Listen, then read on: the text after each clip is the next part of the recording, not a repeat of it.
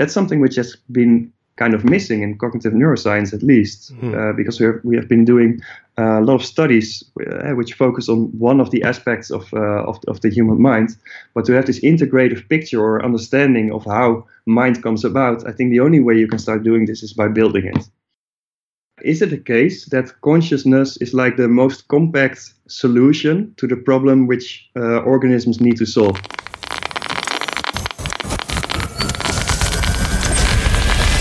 This is Brain Inspired.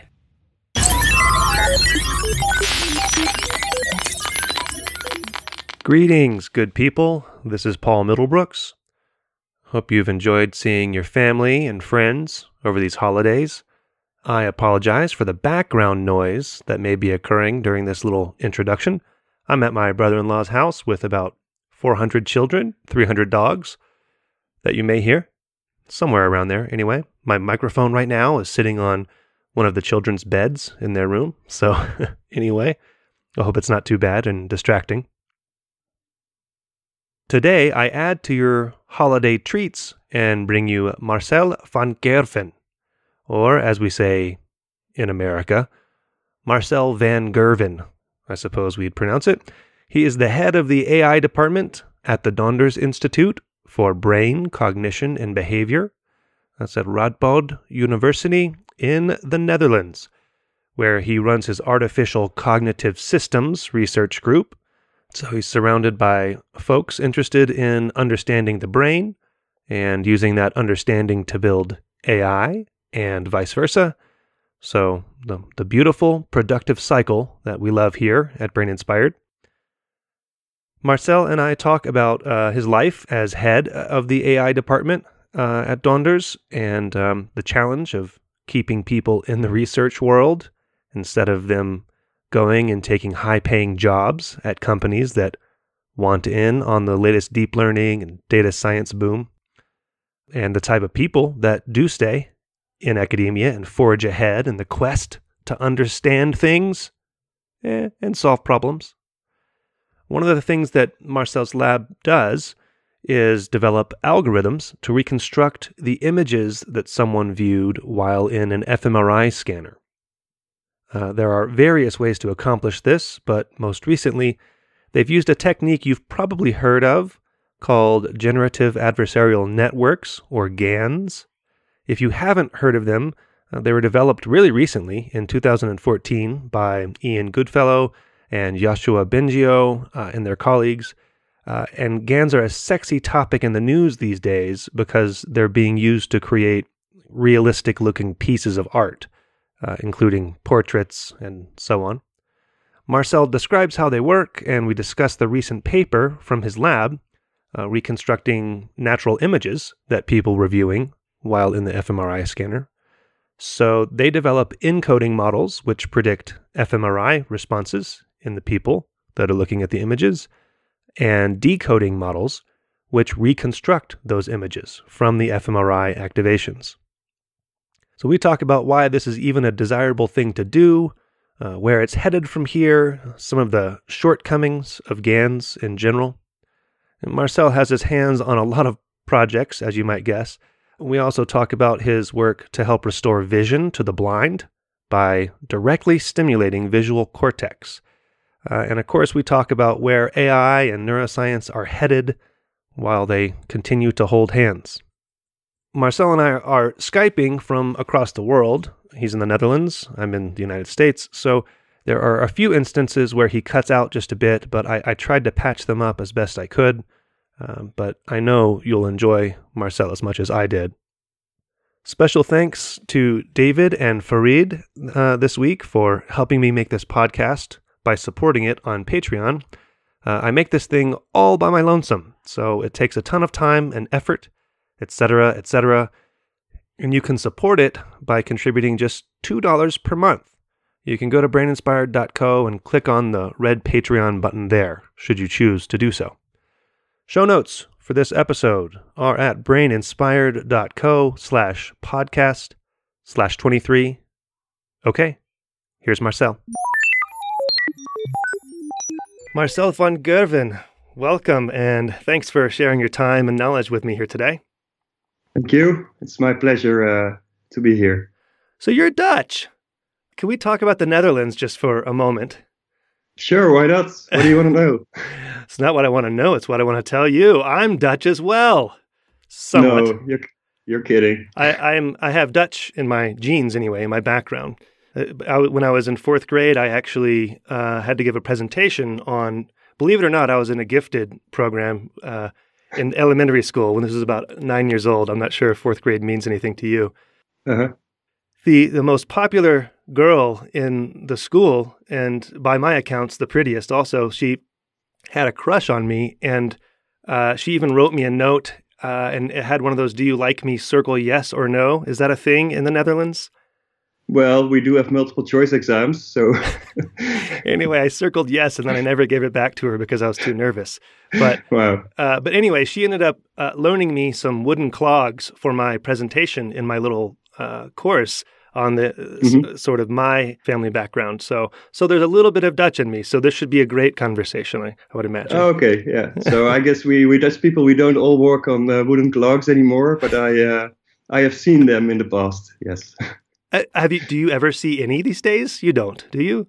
In the tourist shops. Oh, sure. But not in the fields, not people. No. Well, probably if you go to some very remote areas of the Netherlands, then maybe, but it's not very conventional. But see, my Dutch friends tell me there aren't remote regions, there aren't forests and natural areas in the Netherlands anymore. Well, so I remember this one quote where there was like this foreign visitor, and he landed in Schiphol in Amsterdam. And he basically drove all the way through the country. And at some point at the other side of the country, he mentioned, well, when are we going to leave Amsterdam? So, oh my gosh. Yeah, I mean, it's quite a densely populated area, but there's still some nature reserves and forests. I see. Well, my friends, a gentleman I worked with, who's now back in the Netherlands, we went camping together, and he marveled at all the natural space in the United States still. When you're in the States, you think, oh no, it's all becoming urban. And then I guess if I visited the Netherlands, I'd feel better about it. I guess so. It's one of the most densely populated areas, I think, in the world. Is that right? Yeah. I didn't know. Okay, well, thank you for that. So, Marcel, you are head of the AI department at the Donders Institute for Brain, Cognition, and Behavior. And this is at Radboud University. I don't know if I pronounced that correctly. Perfect. Oh, great. So congratulations, I think. Yeah. It's an exciting time to be here and to help develop the field of AI at our university. I think it's also quite exciting that we are based in an institute for neuroscience, and I think that creates a very interesting and vibrant atmosphere at the interface between both AI and neuroscience. Well, I want to talk more about the AI department there, but just to sort of introduce you a little bit more, you actually got your undergraduate degree at Radboud, and you've worked at the Max Planck Institute, and you also got your PhD at Radboud University. Is that correct?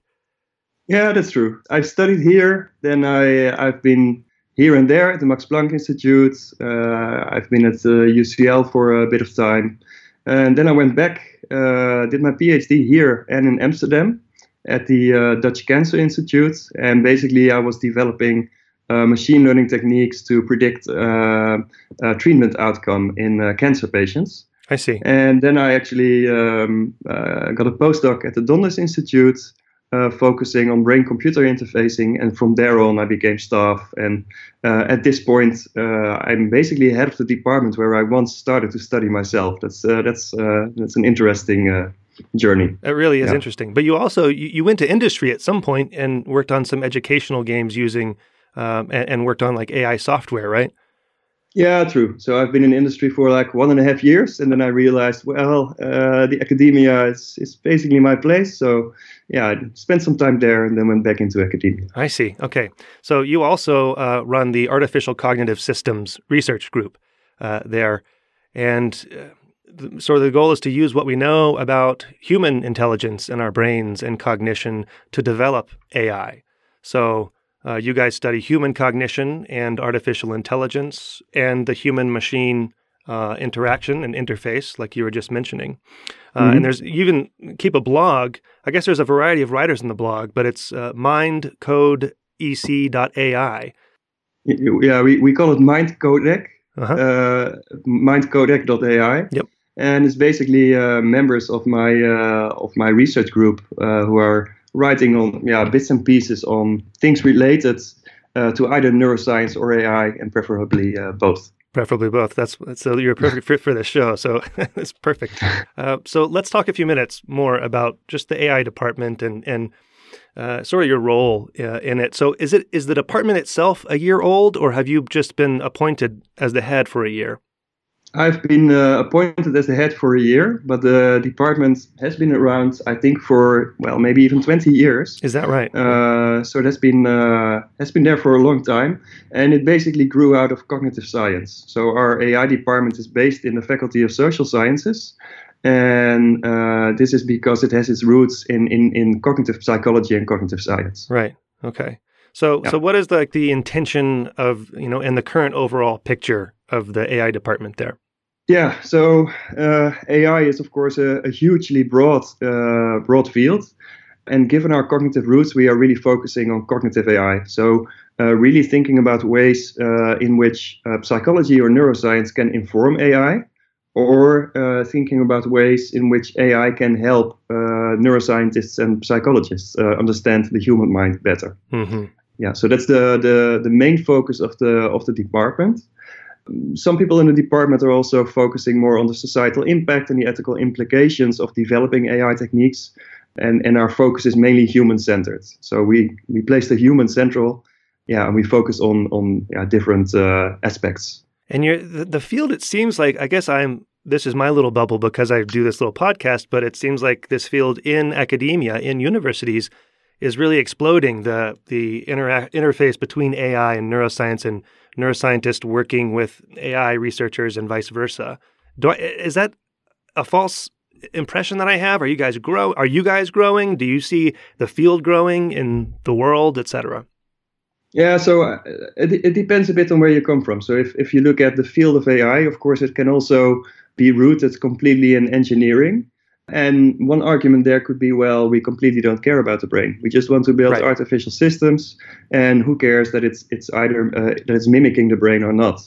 So in a way, that's true. If you want to build these artificial systems, yes, then why care? But I still think, on the one hand, I think that we can take a lot of inspiration from human brain function, and of course, historically speaking, AI has its roots there. You mean on the neurotechnology side, we could still take inspiration from brains?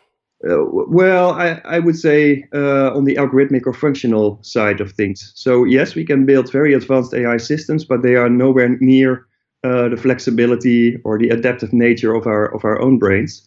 So I do think that by investigating the human brain, we can also start building more advanced artificial systems. At the same time, my interest is also fundamentally in understanding the human mind, and I think AI is one of the ways to get there, to at least mimic the human mind or the human brain in artificial systems, and trying to gain some knowledge from this. I wonder if the AI approach it's exciting, but I wonder if one of the reasons why it's exciting is because people like me, even in my postdoctoral research, kind of ran up against this, not wall, but where things were kind of slowing down and think, okay, now where can I go from here? Not that there weren't plenty of projects to do, but to understand the mind, right? Because I'm doing electrophysiology, and along comes AI, and it's sort of this new, unknown, potentially limitless type of thing. So I wonder if we're all fooling ourselves, and it's just super hyped up right now, Yeah, I know what you mean. So I don't think we are fooling ourselves. I also think it's quite hyped up at the moment. So I think there are large promises in media, etc. But I'm quite convinced actually that AI and definitely the reappearance of neural networks are really going to offer us new insights into human brain function. And I think in a way that's also, as also working in cognitive neuroscience, I think this is one of the ways we want to start doing things. So I think we have been collecting a large mass of knowledge and data about the human brain, but there are no know ways to get a complete understanding of how to build a mind, right? And I think Right. AI is giving us this model-based approach of building a model, training it on certain tasks, letting it loose in the environment, and actually starting to test how this corresponds to our own ideas about how the human brain fulfills certain tasks. So I think that's something which has been kind of missing in cognitive neuroscience, at least, because we have been doing a lot of studies which focus on one of the aspects of the human mind. But to have this integrative picture or understanding of how mind comes about, I think the only way you can start doing this is by building it. Okay, well, so logistically, let's say for a second, not just logistically, but so you've been the head of the department for a year now, of the AI department. What kind of challenges have you faced? Has it been all super easy? So that's a good question. So I think one of the challenges, and it's kind of a luxurious position to be in, but we had a very rapid increase of students, and I think all AI departments are facing the same challenge. So that's nice. We are growing. There's a lot of interest. At the same time, how do you manage these large numbers of students? And what we decided to do is to put a cap on the number of students, because I think it's also important to be able to offer good student support and supervision, which means that you need enough staff members to manage those students. Luckily, our university, the faculty, the department, they are all realizing that we need to invest a lot in AI, and so we now have the means to attract many additional staff members. So we basically are aiming for controlled growth. I think things are looking very nice. We are offering new positions, and I think it's a really exciting time to actually be head of an AI department, at least definitely more exciting than 20 years ago. Oh, so your challenge is that you're growing. That's a good problem to have. That's good. By the way, was that a job offer to me, Marcel? Was that oh, okay. Well, we still have some vacancies left. Okay. Well, so you're having this influx of students, right? So then they go through the program, and you yourself, you went to industry for a year and a half, and then you came back into academia. What I imagine is people are getting these skills and then moving into industry and making hundreds of thousands of dollars per year in U.S. currency anyway. So is that an issue of just, so the students are going to come in, are they then just going to disperse and leave, leaving a hole behind them? Yeah, that's an issue we see across the board. So not only for students, but also staff members. There are so many opportunities now. And well, from a financial point of view, being a full professor in AI is not the best career move, I would say, because there are so many other opportunities. Oh, yeah. You've got to really want it. Yeah. Yeah, but at the same time, I think the students we do attract and the staff we do keep, at least in my department, are also people who are fundamentally interested in understanding this utmost complex object, namely the brain, and how does it fulfill these tasks.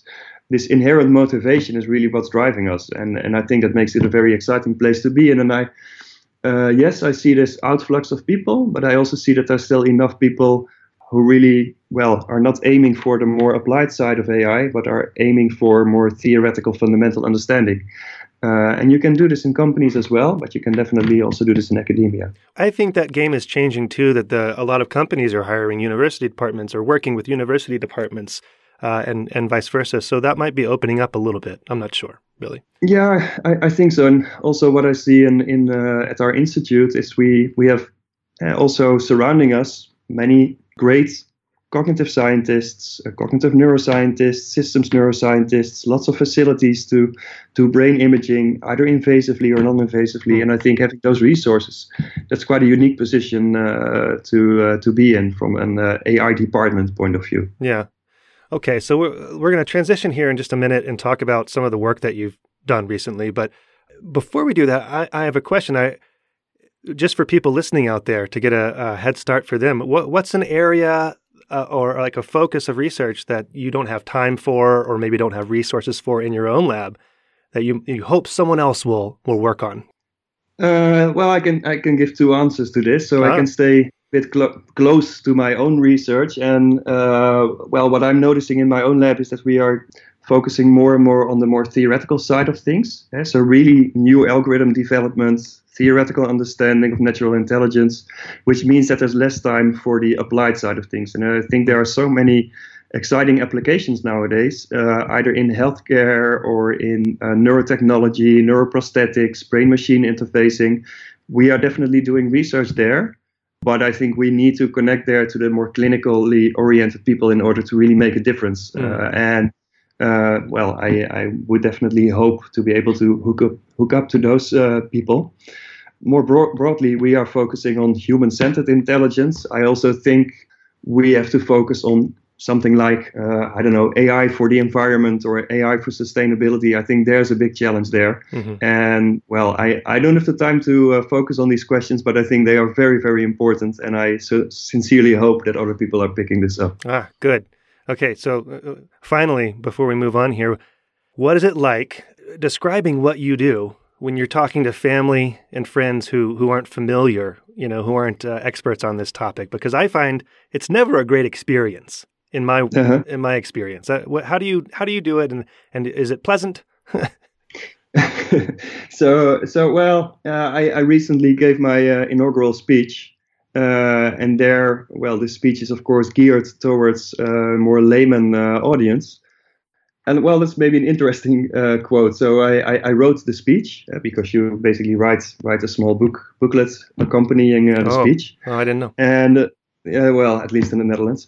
And the first time I gave the speech to my girlfriend and just to have it checked. And at the end of reading the speech, she was like, I have no clue what you're talking about. It's awful, right? It's so awful. That was quite a terrible experience. But at the same time, the second time around, I think this speech came out really nicely. And, everything was quite understandable. Also in the inaugural speech, people picked up on the ideas, which was really nice.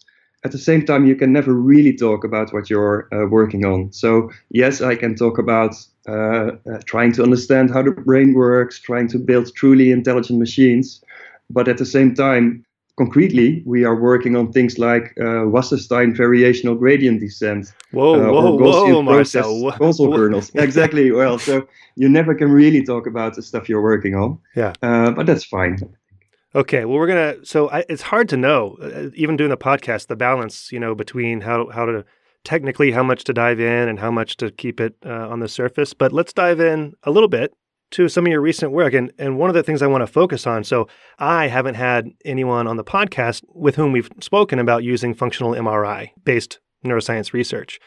And so I wanted to talk about this. You've done this recent work with fMRI and artificial intelligence, such that you're able to read people's deepest, dark secrets and thoughts and desires. That's what you do with fMRI and AI, right, Marcel? Well, I know that that's not exactly what we are doing. So yes, we are trying to. We're developing new decoding algorithms or reconstruction algorithms, and we're basically applying this now to read out visual perception. So that's something we have been focusing on quite a bit. Yeah, so you've been doing this for a little while now, and this technique's not new, but the idea is to put someone in a scanner and then use some equations to reconstruct what they might have been seeing in the scanner, be that handwritten digits or, in your case, you've done studies with reconstructing faces. And this most recent one, I'll just read the title now. It's Generative Adversarial Networks for Reconstructing Natural Images from Brain Activity. And in this one, you're getting more and more complicated. These images that you're reading out from brains and then using some algorithms to reconstruct the image. And even that's not new. So I guess fMRI to reconstruct images started around 2011. Does that sound right? Using fMRI, yes, I think a little bit earlier, but around that time. But using deep learning techniques is pretty new, and you have been doing that, incorporating it with other techniques for a few years now. Mm-hmm. So, just on a really high general level, why do we even want to reconstruct the images that people are seeing? Yeah, that's a good question, because of course you could say, well, why should I use the brain to reconstruct this? I can just look at the original images which have been shown to the subject. So this might seem like a futile exercise. So I think there are two reasons. So So these reconstruction approaches are basically decoding techniques on steroids. And if you look at decoding, that's basically an established approach in computational neuroscience, also trying to figure out what certain neurons are responsive for, right? And people have been developing techniques like reverse correlation in order to do so. This is in the same family of algorithms. However, we are trying to boost the sensitivity of these algorithms. So I think there are two reasons why we would want to do so. So if we can develop these reconstruction techniques well, then we will also be able to gain insights into what is encoded where in the brain. So we can start to probe different brain regions, different areas of the brain, maybe individual neurons or neuronal populations, and ask via reconstruction, basically visualize what are the properties those populations are sensitive to. So for visual perception, that's one thing. Of course, the holy grail is to take this one step further and to move towards more internal processes like imagery, working memory, internal speech decoding. So I think this will really offer a unique insight into these processes that are not otherwise, how do you say, we cannot access these otherwise. Yeah.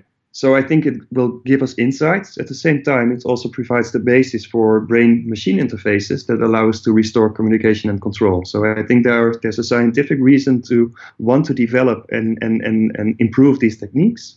And there's also an applied reason.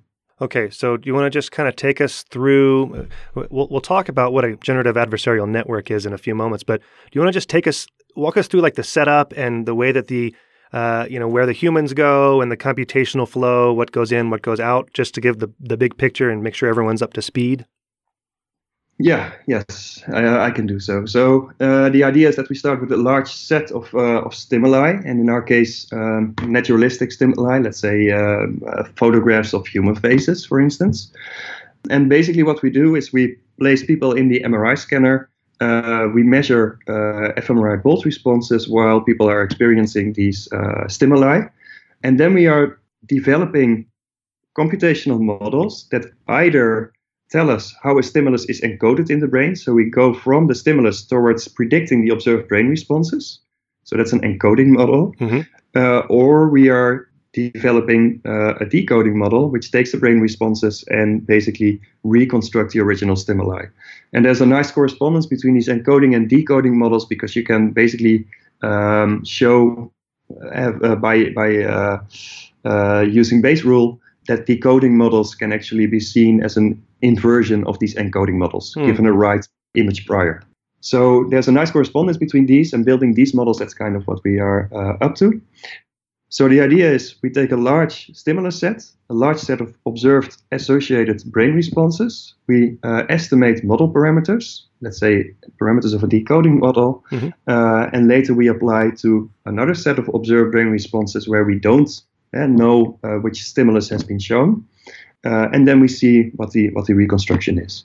Okay, so I thought of this earlier. So an audio podcast is probably not the best way to talk about these things because we can't show the images. But I'll link to the paper, and there's a preprint available that I'll link to in the show notes, of course.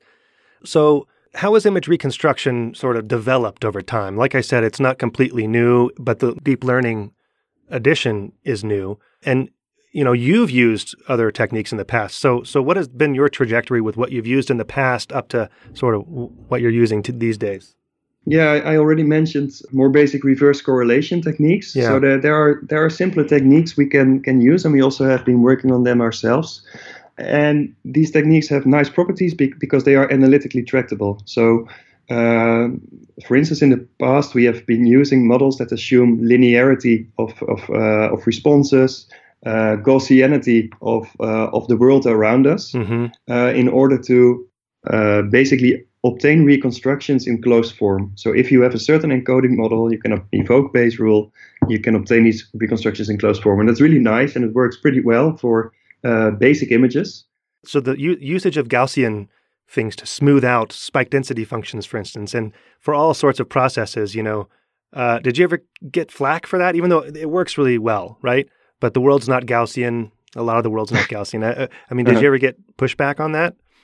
Well, not completely. I mean, so I was really trained in machine learning, and Of course, the simplest approach you could take is to just assume that everything is Gaussian and then everything becomes analytically tractable. And there the aim was to see, okay, if we make those assumptions, what do we get? And what we do see is that we can get very nice reconstructions of simple stimuli, like presented letters, which we have shown in the past. Right. But we also acknowledge ourselves that the world is not Gaussian, of course.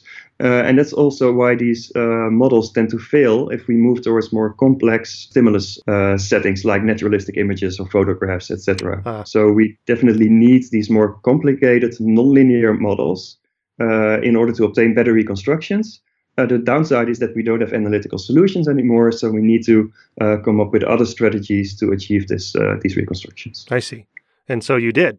Yeah, well, at least we try. Yeah.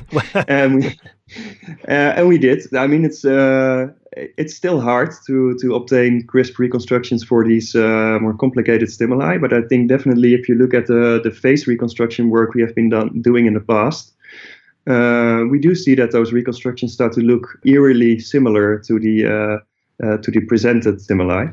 So fast forward to today, and now you're using these generative adversarial networks and reconstructing both faces, but this most recent paper that we're talking about, you're reconstructing these grayscaled natural images. Now, when I talked with Matt Botvinnik a couple weeks ago, he described GANs. I asked him what he thought of the recent artwork produced by GANs, because I found out he was an art history major, and I thought he might have a take on it. And his take was he doesn't like how realistic they're getting because it's less interesting. But but let's dive a little bit deeper into how GANs actually work, so that people just have a broad understanding. So can you just describe that for me? Yeah, so these generative adversarial networks consist of neural networks. So basically we have two neural networks that are in interaction with each other. So we have a generator network, and this generator network uses a deep neural network, starting with a random vector. So we just take a random sample, just some random vector. And the goal of this generated network is to transform this random vector into an image. And this image could, for example, be a human face. Then we take a discriminated network. This is also a deep neural network. And the goal of this discriminated network is to determine if a stimulus it sees is either a real stimulus or a stimulus generated by the generated network. So what happens is that these two networks are basically playing a zero-sum game against each other, where the generator tries to fool the discriminator, and the discriminator tries to identify which image was generated by the generator. So the discriminator is also getting real images to vote on, right? Yeah. It either gets a real image or it gets a generated image. Mm-hmm. And if we then combine these two models, then we can actually define a loss function for both models, which allows us to train the models using standard gradient descent backpropagation techniques. Mm-hmm. And if we basically let those models compete against each other, what we see typically is that these generated images become closer and closer to the image statistics of the real images. So what we do in order to make these GANs suitable for reconstruction, for decoding, is we condition these random vectors on brain responses. So the goal of the model, which links the brain to these random vectors, is to predict the state of the random vector based on the observed brain response. So we predict the vector, we generate an image, and the goal is to make that image as close as possible to the image which has been shown to the subject in the MRI scanner. Powerful. Yes. Yeah, it's powerful stuff. So what happened? What were the results here? If we look at the face decoding work, there we can really see that high-level characteristics are reconstructed really well. So things like gender, ethnicity, age, whether somebody is smiling or not. So these things can be reconstructed. And then, of course, those reconstructions are still not perfect, but even within those subgroups, we can show that the reconstructions are better than what can be expected by chance. If we then look at the natural images, we can still show that these images the reconstructions are better than can be expected by chance. But I think the results are a bit less convincing in the sense that it's harder to identify the similarities between the reconstructions and the images which have been shown. And this also makes sense because we are basically assuming that these GANs should be able to capture anything, so anything in the environment. And this is really a hard problem, capturing the image statistics of arbitrary naturalistic images. So the nice thing of faces is that they are restricted in a way, but it also at the same time is still variable enough to be interesting. And I think focusing on naturalistic images, that's the next step.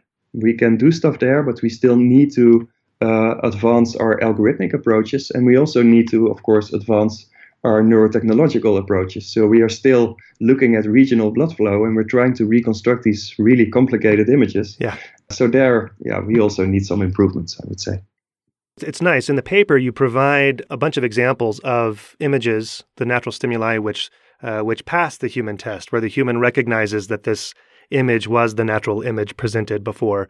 And you also give examples of failures, right, where the decoded or the reconstructed image does not look very much like the natural image at all. So there's a lot of progress, and like you said, a lot more work to do, I suppose, which is good for you. Yeah, it keeps us off the street. Yeah, so. Keeps you out of industry. Yeah, exactly. Yeah. But so these GANs, what you do is you use neuroscience to inform AI and vice versa. But are there anything like generative adversarial networks in the brain? Or should we look in the brain for something like this? I don't know. In a way, so something akin to GANs could underlie predictive processing in the brain. So I'm not saying that the brain consists of GANs. That's definitely not what I'm saying. All the way down, yeah. All the way down. But from a high level, in predictive processing, we are trying to predict our sensory inputs, which can then be compared with actual sensations, which can be used as a training signal. And this prediction can be seen as the generator part of a GAN, and the comparison with actual sensations can be seen as the discriminator part. So there's a nice analogy there, but I would see it as an analogy and nothing more than that. I see. But so where do these GANs fall short? What's something that they're currently not doing very well? So of course these GANs, they have been around only for a couple of years now. So it's still a relatively new area, but we know that they are suffering from certain problems. Things like convergence issues. So sometimes if we train those models, they tend not to converge. Or mode collapse. That's a very famous problem in GANs, where the generator basically collapses, which means that it only produces a low variety in the reconstructions. Is that because it settles like in a local minimum, and so it can fool the discriminator really well? So there's a low error being given to it, and so it just keeps reproducing those types of images? Exactly. Okay. Yeah. But there are multiple other problems. So we can suffer from diminished gradients, such that the discriminator can get really successful at predicting whether it's looking at the generated or the real images, which means that the gradients start to vanish and nothing is learned. So there are various theoretical reasons why these GANs don't converge well or perform well. So there's a bit of black magic involved in getting them to work. Right. But at the same time, I think we are making great progress, better reconstructions, and we're also working on ways to fix things like mode collapse. So I think the field is just making rapid steps there, and we can piggyback on those steps. There's really so much to do. So I mean, on 60 Minutes, which is a popular sort of layman's news program here, they always show fMRI scans, and they're always talking about the future of brain technology. And if they had you on, they would introduce you just like I did by saying, the man who's going to read our deepest and darkest secrets, and read our brain activity and know exactly what we're thinking. So where are we with that grand, ridiculous vision? What you're doing right now, how far away is it? Where does it fit in that vision, or relative to the unreality that is that vision right now? So I think we can definitely do certain things, right? So we can read out those representations that are currently actively maintained in ongoing neuronal dynamics.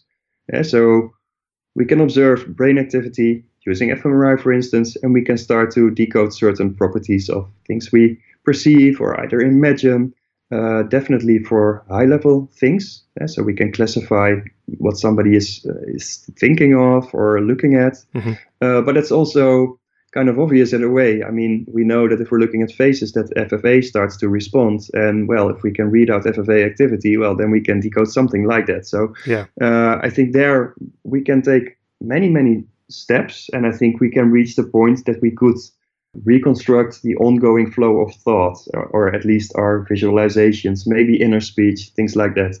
But that doesn't say that we're able to read out things like beliefs, desires, and intentions, right? So these are basically encoded in whole brain synaptic traces that are not directly accessible by current techniques. So I definitely don't think we are touching upon those things. So I think in terms of privacy issues, we are still doing well. You're safe, yeah. Well, my next question, I suppose, would be, do you think that the future of this technology resides in fMRI, using fMRI, or will we be using something like little nanoparticles to attach to all of our brain cells and read out the activity, et cetera? I mean, because fMRI has really great spatial resolution and really terrible temporal resolution, as people know. So is the future in fMRI here? Is it still going to be leading the way in 20 years, let's say, in this regard? So we have not only been working on fMRIs, so we've also been using MEG, ECOG data, etc. And I definitely do think that we, in this area of research, we will move more towards invasive techniques. So think of high-density electrode grids, maybe calcium imaging, optogenetics type of work. So I do think that the future will be more in those domains, if we think about the applications of these techniques. And I think there also rapid progress is being made, and we can tap into that. Great. So thanks for going over this recent work with me here. And now, I watched a talk you gave at VSS about 4 years ago. And your last slide, you had some future-pointing questions, and your answers were on the slide. So can we just go through those, and I can get your take on how far we've come? And I'm curious what my thoughts were at that time. Okay, let me tell you what your thoughts were. I don't know what they are right now because I'm not reconstructing anything. So the first, you had two big questions. One was, what's the most critical open question about visual representation? The most critical question that you offered was, what are the most important nonlinear transformations encoded by different neuronal populations up to the level of objects and categories? Looks like we've come a long way in that regard, or you have. Yeah, I think so. I think, multiple groups have, and I think many of the people you have already talked to in the podcast, right? So I think we have come a long way. What I do see is that also the focus is shifting a little bit, especially for the people focusing more on the AI side of things. Yeah? So the question in the end is also, why do these object representations emerge? Yeah? So the brain is definitely not directly optimized to represent objects. It's optimized for something else. And of course, other people have also argued that the brain might be optimizing different kinds of cost functions. And we need to figure out how the brain, under certain evolutionary constraints, organizes itself. And I do think that if we apply the right constraints and we identify the right objective functions, many of the properties we see in our own brains also emerge in models, artificial models that are subjected to the same kinds of tasks. So I do think that, the field is moving more in that area, right? So we're going beyond objects. Yeah, it's crazy to think that we're talking about objective functions in the brain, but that's where we are, So it's great from my background, from my limited scope. Well, I mean, interestingly, of course, in the field of machine learning and AI, this has been something this is kind of the lingua franca we have had for decades, I guess. And what for me is really interesting to see is that the fields of neuroscience and AI who grew up together, drifted apart, but are now coming together again. And I think that's it's very exciting. Yeah, it's exciting. That's why I'm doing the podcast. So it's exciting to me as well. Yeah, and I must say it's a great podcast. We the whole department is listening to the podcast. Get out of town on a regular basis. Oh, thanks, man. Thank you very much. Thanks. I'm trying to make it better and better. So I appreciate that. So your second main question on the slide was, what is the most important thing we need more of? And you listed three things. One was realistic encoding models whose feature spaces are obtained using unsupervised deep learning. I'll let you comment on that. Okay. So I think what we what we definitely do need is this notion of synthetic brains, right? So trying to mimic in silico what the brain is doing. And I think there, yes, we can think about unsupervised techniques, but I think what we should start thinking about is how do we build these realistic models? Are neural networks good enough to do so? So on the one hand, we could say, well, all we need is a recurrent neural network because these are just ways to model any dynamical system. The brain is a dynamical system, so voila, we are done. Mm-hmm. On the other hand, you could say, well, no, we need to start focusing on spiking models because the brain is basically communicating via spikes. Then people could respond, well, spikes are only relevant to facilitate long-range communication, and that's that. So I think addressing these questions is going to become really important. And in my group, we are focusing mainly on rate-based models, standard recurrent neural networks. I mean, there are many functional properties of the human brain which have been studied in various guises. And I think by building these in silico models, we can start to gain an understanding of why the brain functions the way it does. Well, good. So the other two things that we need more of on your slide were neural data recorded at the columnar level and sharing of models and data. And that last one I know you guys are really good at because you put all of your code is available and a bunch of data sets is available through the artcogsys .com website. So check off number 3, I suppose, at least from your lab. But I was invited to give a talk. I recorded spiking neurons, right? And didn't model the data. And I was invited to give a talk, and it was a heavily modeling department-centric group of people. And we were having lunch, and they said, why don't you guys like to give your data to modelers? And I felt kind of icky explaining it, but it's this data was really hard won, and I might model it one day. And of course, I never did. And I still have the data, but that wasn't a very good, satisfying explanation to them. So, but I think that the sharing of models and data is really coming along and becoming more and more the rule rather than the exception. I'm not sure what you think. Yeah, I think so. And of course, I also hear you. I mean, we have recently collected quite a large data set. So we basically collected 40 hours of fMRI data in one of our master students. So he spent quite some time in the scanner. Yeah. Well, these data, they take some time to obtain. And of course, you also want to run your own analysis first. But I think, it's good practice to at some point make this available to the community. I also think it's important because I think it's important to be able to have people work on the stuff they do best. So yes, we collect our own data, but we're also developing algorithms and models. And I'd rather be focusing on the algorithmic part and collaborating with the people who really, really know how to collect at the highest quality possible data we can obtain, in order to get the best of both worlds. But we have to learn cross-disciplinary skills these days too. So there's a balance in there somewhere, I suppose. Yeah, somewhere. You definitely need to be able to talk to each other. That's definitely important. But I do think that the field is also becoming so specialized. So think about the more theoretical work. It's quite hard to be excellent both on the theoretical side and the algorithmic work, and to be excellent on the data collection and neurophysiology side. So I think it's also important to form teams there and collaborate. Well, Marcel, we were gonna. I wanted to talk about some of your other recent work with recurrent neural networks that you've been doing and seeing.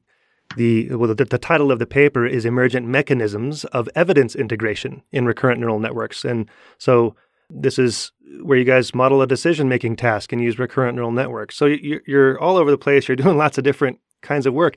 So we're going to have to save that for next time when I when I visit the Netherlands, my home country. And if you're here, please drop by. Oh, sure. I'll buy you a beer and we'll talk more. That's great. So another thing that you're working on is on the neurotechnology side. You have a project going on to restore vision to the blind. Now, there are multiple approaches historically and these days to restoring some sense of vision to people who suffer from various types of blindness. One of the earliest ones was a little tongue stimulator, right, where there was some sort of camera and it processed the visual stimuli, and then it would stimulate your tongue tactily And then people learned to use that tactile stimulation as a proxy for visual cognition. There are things like prosthetic retinas, replacing the eye lens with a tiny telescope. There's little microchips you can implant under your retina, and even gene therapies are coming along now. You guys are doing something different. You want to just give us an overview of the approach you're taking and the progress being made? Yeah, sure. Yeah, so we are working together in a consortium of other, mainly Dutch researchers. And the aim is to basically restore visual perception or visual sensation in the blind. And the way we approach this is basically using cortical implants. So the idea is that we directly stimulate early visual cortex, V1. And if you stimulate a certain location of visual cortex, we can basically generate a phosphene, so a light flash in your visual field. Mm-hmm. So the grids we are using at the moment, they are quite high density. So we have 1,000 contact points. And by stimulating each of these contacts individually, we can generate a phosphene. So if we can do this in a very targeted manner, we can start to generate patterns, which means particular visual sensations. So the idea is not so much to restore the clarity of vision, but to present the subject with a pattern of phosphenes that they can then translate into knowing that there's a couch in front of them, for instance, or something like that? Exactly. And I think the challenge is to optimize the phosphene patterns in such a way that the experience of a couch is basically instantiated. Gosh, there's all sorts of plasticity issues here too, that things are going to be dynamic and changing over time. So is it really early on in the work?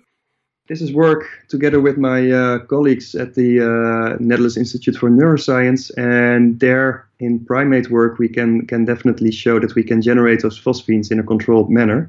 And this is still very early days, but I'm quite hopeful that in a couple of years we can establish some breakthroughs there. And I think it's one of the most exciting projects I at least ever worked on. So it's highly exciting from the neuroscience point of view, from the algorithmic point of view, and also from the societal impact point of view. Yeah, my very first guest was Stephen Potter, and he said one of the reasons he loves what he does is because it's our job to solve problems. And I just felt guilty all of a sudden when he said that, because what I wanted to do was understand things, and what he wanted to do was help people. And I didn't care about helping people, you know. So, but I think anytime you can, and I think he's right. I think that should be the major reason why people work on these things. And so I'm learning to be a little bit less selfish as time goes on, hopefully, and because I think it's great. Ideally, you get the best of both worlds, right? So I think it's highly satisfying to be able to work on such a project, but it's also extremely satisfying to, I don't know, write down a very elegant equation, or to figure out that your algorithm converges, or right. There's also some theoretical satisfaction there, and I think this balance is achieving this balance is nice. I think I'm just on that. I'm kind of far on that side of the spectrum, unfortunately. But well, okay. Also fine. Yeah. Okay. Good. Thanks. Thank you for that reassurance. Okay, Marcel, we've come to the time in the program where we both take shots of what are you drinking over there? Well, at the moment, is vodka or in general? In general? Let's say at the moment. Vodka is more a Russian thing. Well, I know it's Russian, but what's the drink du jour in the Netherlands? It's typically beer, and then typically Belgian beer, because they are better at making beers than the Dutch. Okay, well, let's have some strong imported Belgian beer, or at least pretend to do so. And I have okay. some broader, more speculative questions, perhaps, for you. It seems like the more people I talk to, the general consensus is that we're really, really far from general AI, and that it's not time to be scared yet, that AI is going to take over the world and we're going to be its pets and things like that. But then there's a lot of people in industry, and there's a lot of people in working on the ethics of the implications of all this progress that we're making. So I'm just curious what your outlook is regarding the time frame of achieving or not achieving general AI, general human-level AI. Mm-hmm. So first of all, I don't think we have to be that afraid of achieving AGI. I think we should be more afraid of the ways the non-AGI type of artificial intelligence is now ingrained within society, and what are the implications of this? I think that's a more urgent problem at the moment. Of course, it's important to speculate about this and to think about the consequences of building machines that are able to surpass ourselves. But, well, maybe call me naive, but I think it's only very exciting. So I think it's very exciting that we're at least able to think about ways to build systems that might be able to mimic properties of the human mind. I think we're completely not there yet, and I think we still have a long way to go. But thinking about ways of building models that are forced to understand their environment by placing them in the right conditions, and forced to build very expressive world models, and forced to predict the consequences of their actions, I think that's really interesting. I think these are kind of the building blocks of building AGIs. And in the end, it will buy us intelligent algorithms that allow us to solve current societal problems in a more optimal manner. So I'm not that afraid of like these doom scenarios where Terminator type of robots will take over the world. But at the same time, I do think that currently AI is so ingrained in society that we should be scared about this, because we didn't think hard enough about the potential consequences of using these systems. Okay, but how far are we from achieving this goal? I think still very, very far. And I think we are optimistic, but we also don't know if we're still missing ingredients, right? I mean, of course, you will at some point drop the magic word consciousness, and then I will start to shiver and scream. And it's coming. Oh, it's coming. It's coming. Okay, it's coming. Yeah. Maybe if we have time.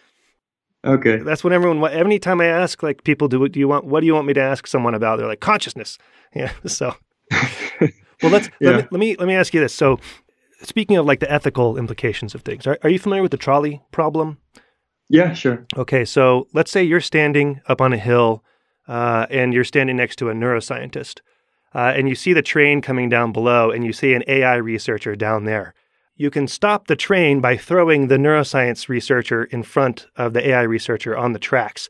He or she is kind of a big, heavy-set person, so it's going to take a little strength. So what do you throw the neuroscientist off and save the AI researcher, or do you let the AI researcher die? It depends a bit on who the neuroscientist and the AI researchers They're clones are. They're clones. They're clones of each other. They're complete clones, but they are neuroscientists or AI researchers. Can I spend like 10 seconds to think about this? Well, in other words, because 10 seconds would be not enough for me. So here's an easier question. Which do you think will have more influence on the other? AI on neuroscience or neuroscience on AI? I think in the short run, AI will have a big influence on neuroscience.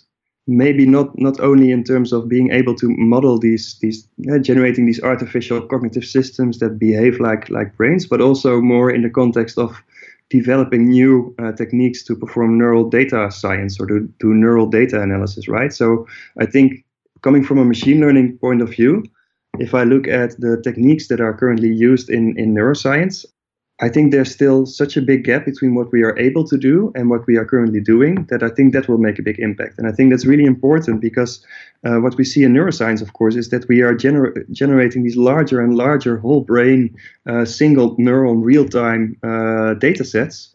And we know less and less well what to do with these data sets. Right. So I think their AI will play a very big role. And I think there are definitely people at the interface between neuroscience and AI who have a machine learning background who are really pushing the field forward. And I think that will be a major short-term impact. So in terms of neuroscience feeding into AI, people are also arguing, well, what did neuroscience really actually buy AI, right? So yes, some ideas or some concepts. Wait, it gave birth to AI. It gave birth to AI. But as an AI researcher, you could also say, okay, yes, it gave these nice ideas like convolutional deep neural networks, like the neocognitron, right, which comes from neuroscience, which gave birth to deep neural networks, which are now kind of all the craze in AI. Right. But in the end, AI is also applied mathematics. So when we truly understand what we are doing, we might not need neuroscience. I don't agree with this because I think there's so much knowledge in the field of cognitive psychology and neurophysiology which will be able to feed into AI, definitely at the functional level. So trying to understand how intelligent beings operate, because we are the existence proofs there. And hopefully, at some point, at the more algorithmic level, right? So maybe thinking about the ways backpropagation can be implemented in the brain. That's now a hot topic. Yeah. Neurophysiology might lead us into clues on how this could be achieved. And I think that will be a massive impact in AI. And that maybe takes a little bit more time. Yeah, okay. I like that answer. What is something that you envision in the future that may seem a little bit out there to a lay person, or even to an educated person, maybe something that they might find hard to believe that you believe will occur? I think we will be able to mimic the human brain to such an extent that we are able to build artificial systems that really behave very naturally in many, many ways. So I think we should be thinking much harder about, okay, what are the functional subsystems of which our brain is composed, and how can we build this into our artificial system? So I think the strong convergence between neuroscience, cognitive psychology, and AI will allow us to build systems that behave like biological organisms. The question is, what do we need in terms of ingredients? And I can imagine that we're currently modeling things a bit at the wrong level. So I think we are looking at it from a functional point of view, and I think we can get a long way there.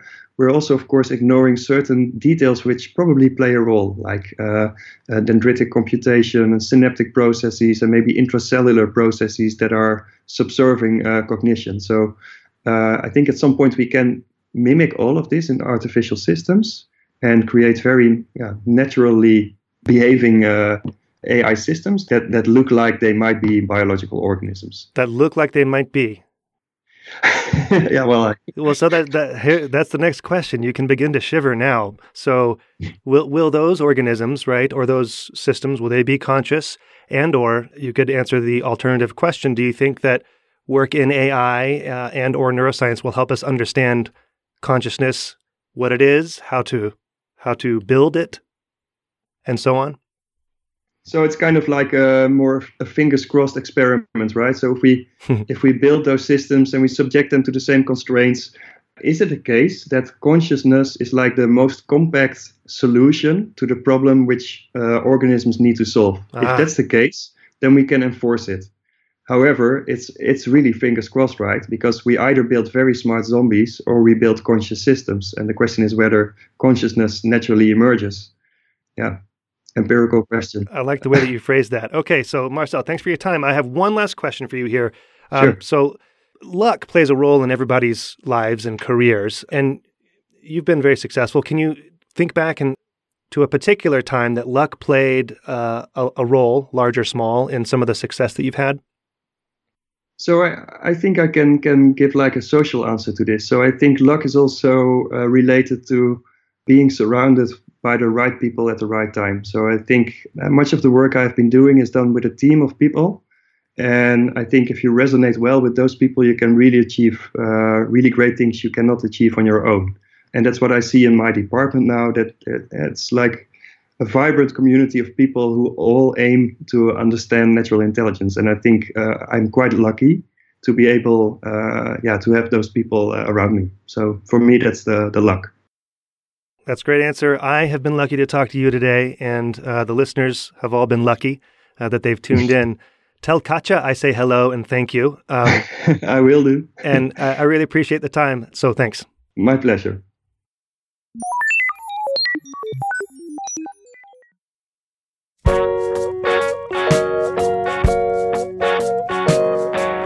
Brain Inspired is a production of me.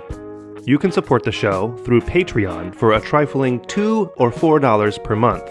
Go to patreon.com/braininspired or go to the website braininspired.co and find the red Patreon button there. Your contribution will help keep this show going without any annoying advertisements like you hear on other shows. To get in touch with me, email paul@braininspired.co. The music you hear is by The New Year. Find them at thenewyear.net. Thank you for your support. See you next time. The stare